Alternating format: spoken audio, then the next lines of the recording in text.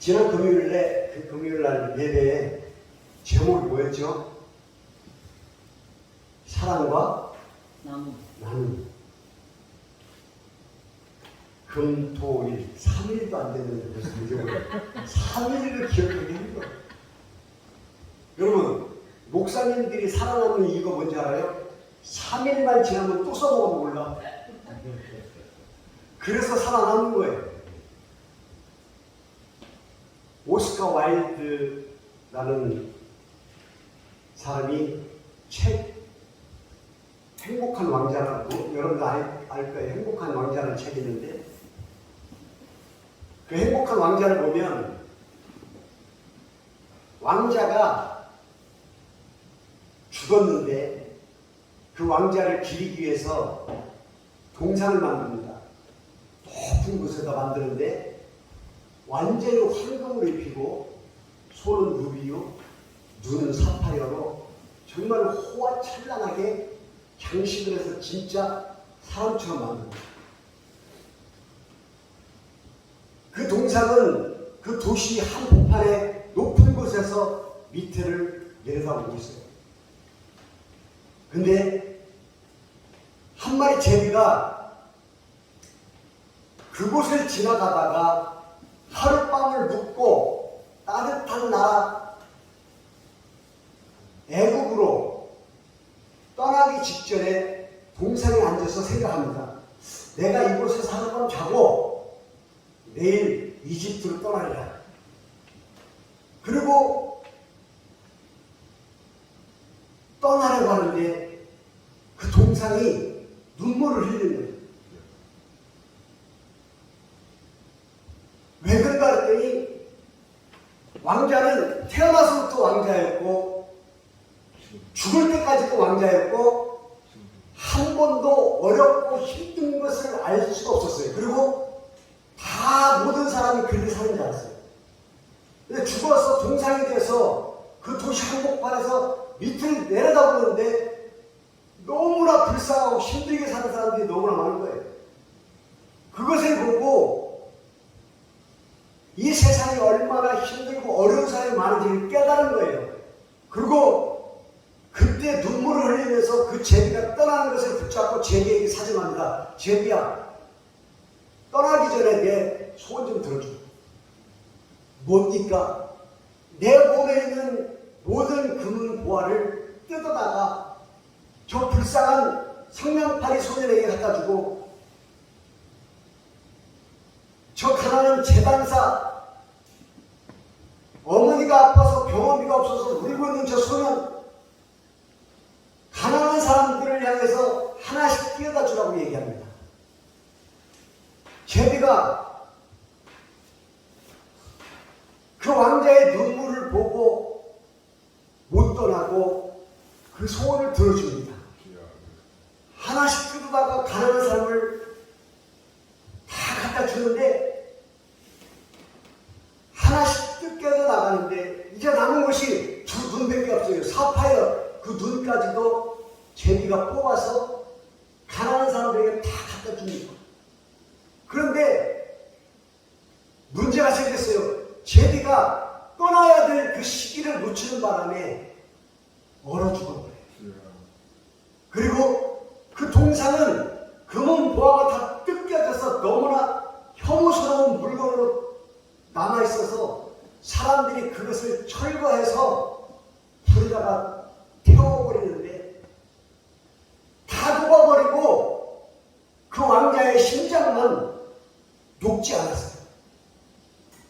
사람들이 그 녹지 않은 그 심장을 갖다가 쓰레기통에 버렸는데 그 쓰레기통 안에 제비의 시체도 있었던 거죠. 근데 그때 마침 하늘에서 하나님이 천사에게 명령을 내립니다.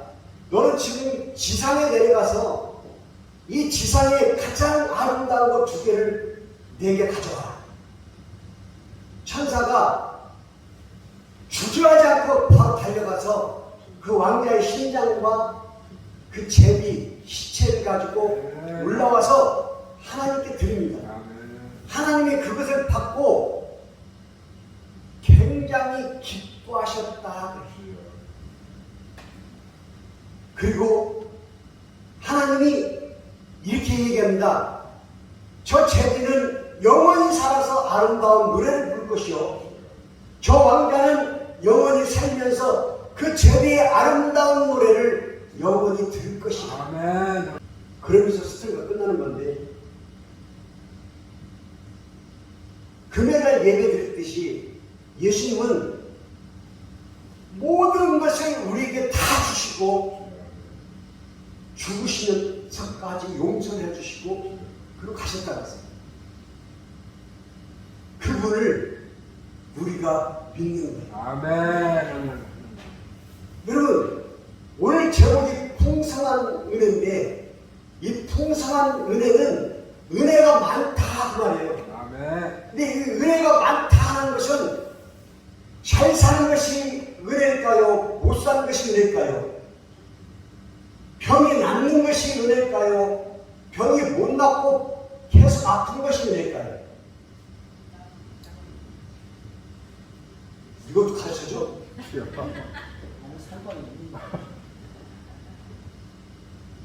자, 은혜라는 말은 좋은 거예요.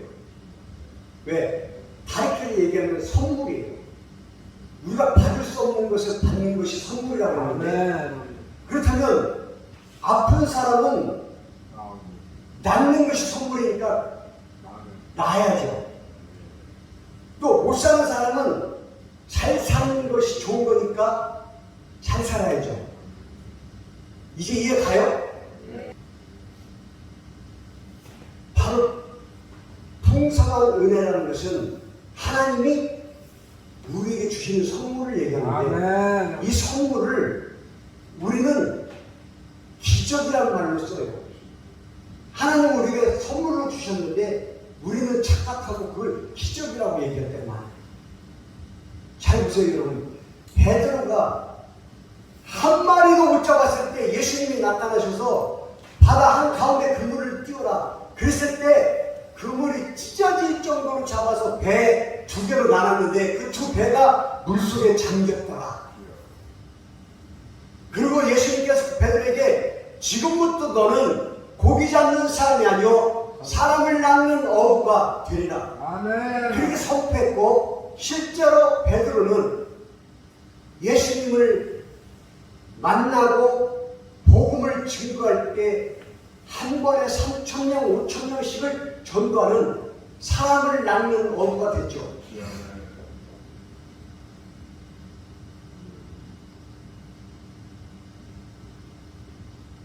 모든 은혜는 예수님으로부터 시작된다는 거예요. 아멘. 얻을 수 없는 것을 얻을 수 있도록 만들어 주시는 것은 내가 아니고 예수님이라는 거예요.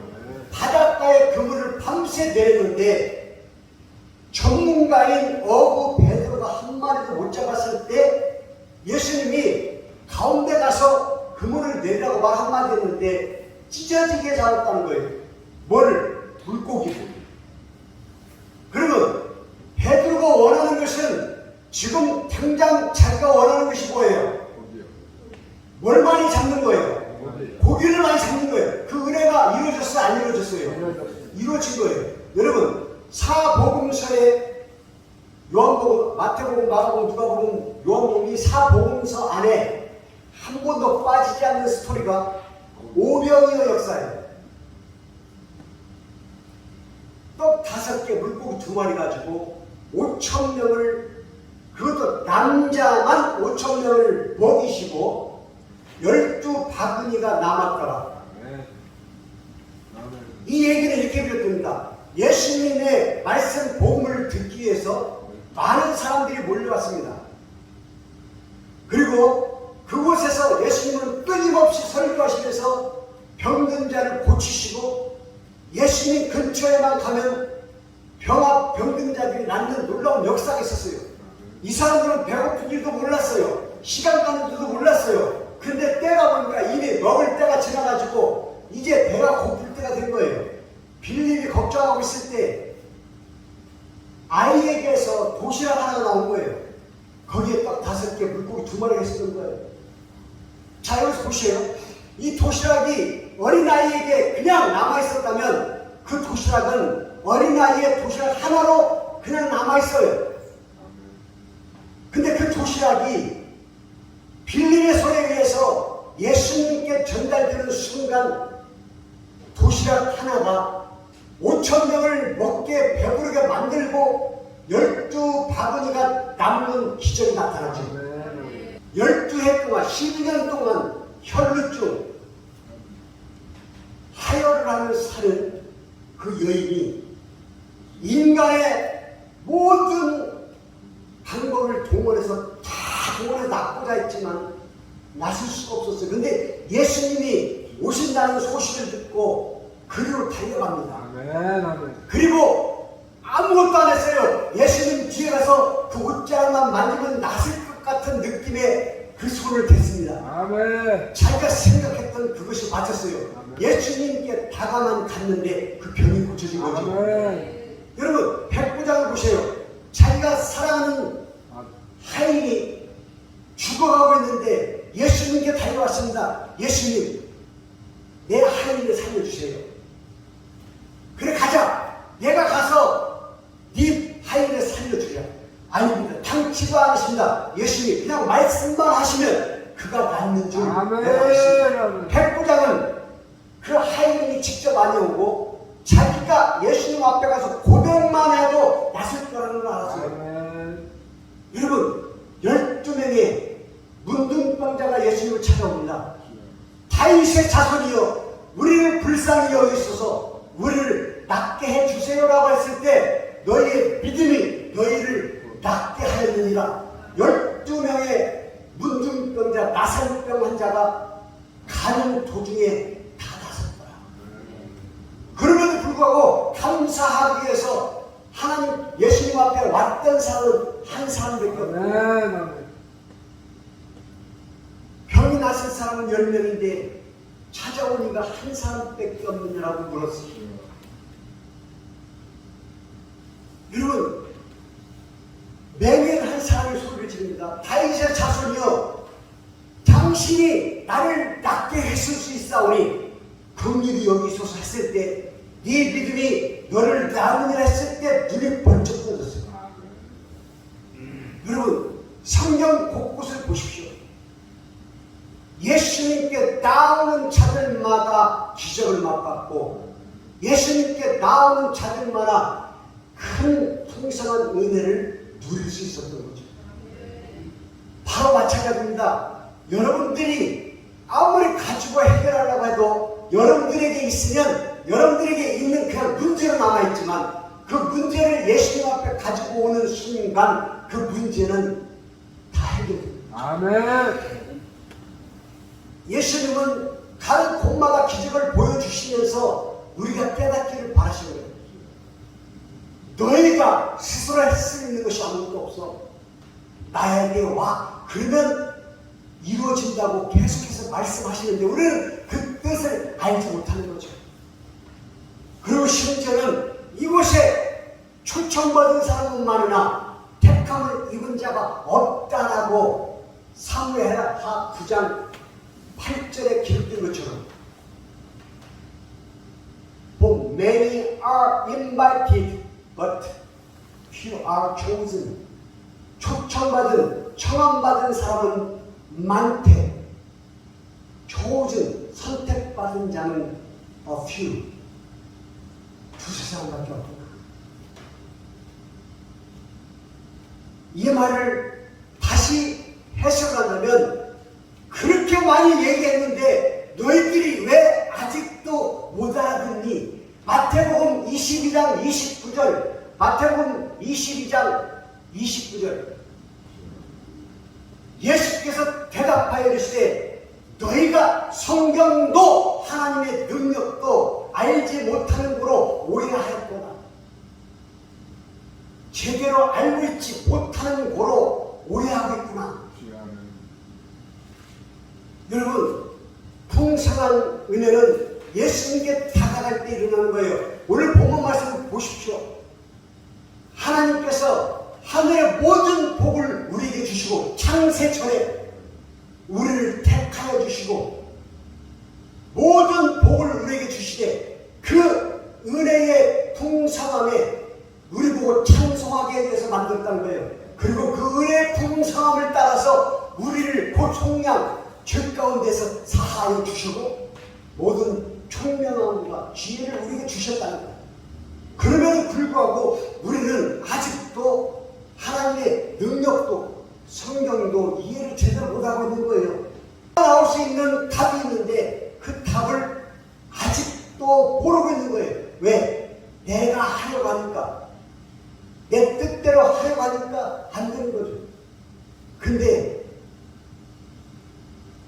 문둥병, 한센병자, 장님, 맹인, 그 다음에 중풍병에 걸려서 친구들이 침상채, 통째를 들고 와서 지붕을 뚫고 예수님 앞에 내려왔을 때 집에서 중풍병자로 죽어가던 그가 예수님 앞에 오기만 했는데 두 발로 걸어 침상을 들고 나갔던 것처럼 그 기적은 예수님께 있는 것처럼 또 그 기적이 나타나기 전에 그 문제로만 남아있었다면 성경에 나오지도 않았겠지만 그 문제를 가지고 예수님께 나오는 그 용기 때문에 그 사람은 중풍병에서 스스로 걸어나가는 놀라운 기적을 맛볼 수 있던 거죠.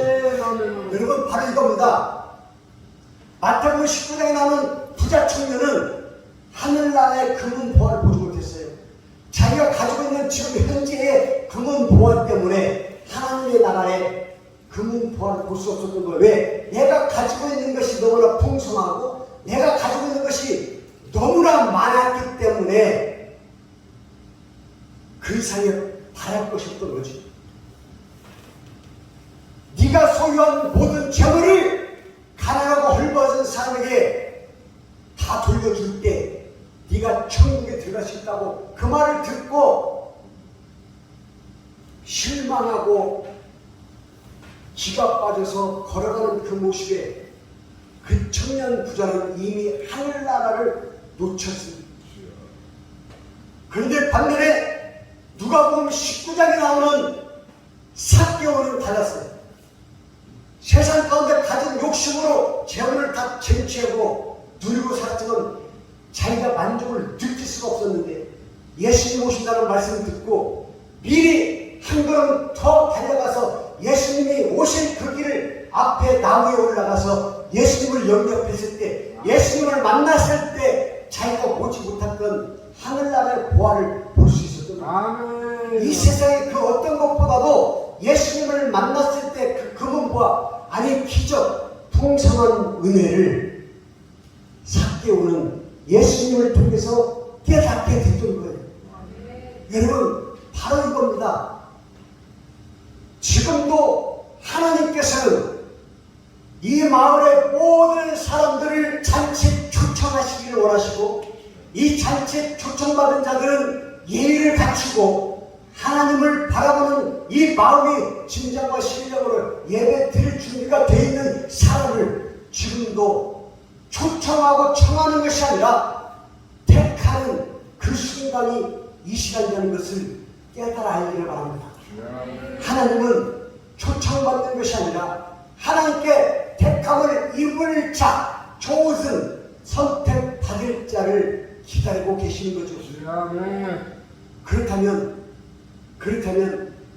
부자 청년으로 살 것인가, 아니면 삭개오처럼 세상의 만족을 못 느끼다가 예수님을 만나는 순간 모든 것을 다 깨달았던 것처럼 예수님께 다가가서 깨닫고 행복을 누릴 수 있는 우리가 될 것인지는 여러분들이 선택하는 거예요. 가장 중요한 것은 여러분들이 알고 있는 성경 지식으로 다라고 생각하지 마세요.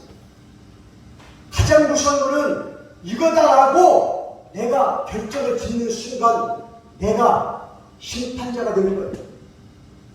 성경을 이거다라고 내가 결론을 지을 수 있는 부분이 하나도 없어요. 그래서 예수님께서 이렇게 말씀하십니다.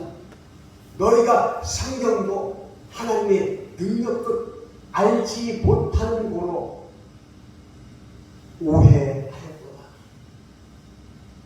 하나님의 말씀을 오해하는 자로 사는 것이 아니라 현재 선지자 솔론이 얘기한 것처럼 진심을 다해서 충성하는 자가 행복한 자다는 그 깨달음을 여러분들이 얻으셨으면 좋겠습니다.